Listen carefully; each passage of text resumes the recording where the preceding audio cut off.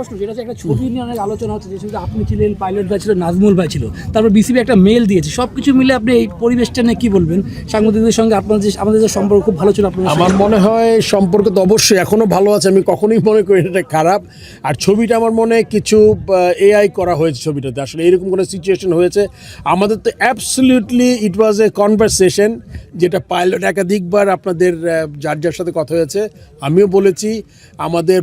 আমরা রংপুর গার্ডেনে গিয়েছিলাম এবং ঢাকা স্টেডিয়ামের যে ফ্যাসিলিটিগুলো আছে রংপুর গার্ডেন যে আমরা দেখে এসেছি ওটা নিয়ে আলোচনা করছিলাম। আর আপনার ছবি যদি ভালো করে খেয়াল করেন, আমি মনে হয় আমার আঙ্গুলটা, এটা আমার আঙ্গুল না, এই আঙ্গুলটা কোত্থেকে আসছে আমি জানি না। এক, দুই নম্বর হলো কি, আপনার সামনে নির্লিপ্তভাবে একজন ভদ্রমহিলা আর তার বাচ্চা নিয়ে খেলা দেখছে, তার মাঝখানে দুইজন মানুষ, এটা কীভাবে সম্ভব? কোনো ভদ্রলোক এই কাজটা করতে পারে না আমার মনে হয়।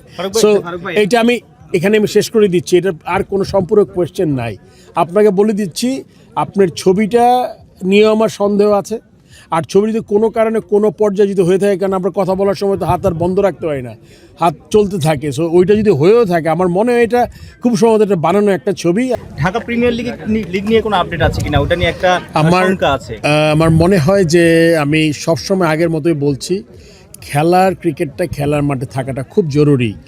আপনি আজকে কে বোর্ডে আছে কে নাই এটা কিন্তু গুরুত্বপূর্ণ। বাংলাদেশ ক্রিকেট যদি এগিয়ে যেতে চায়, তাহলে আপনার খেলার মাঠ থেকে খেলা বর্জন করে এটা কোনো পক্ষই কোনো ধরনের লাভ হতে পারে না। এটা শুধুমাত্র ক্রিকেটের ক্ষতি হবে, ক্রিকেটের প্লেয়ারদের ক্ষতি হবে। এটা আমি আশা করব যে প্লেয়াররা যাতে অনুধাবন করে, এবং এটা কেন হচ্ছে না, প্লেয়ারদের আগে আমরা অনেকবার অনুরোধ করেছি, তারা রেসপেক্টিভ বা যেই ক্লাবে যারা খেলে ওই ক্লাবে গিয়ে ক্লাব অফিসের সাথে কথা বলে যাতে মাঠে খেলাটা হয়।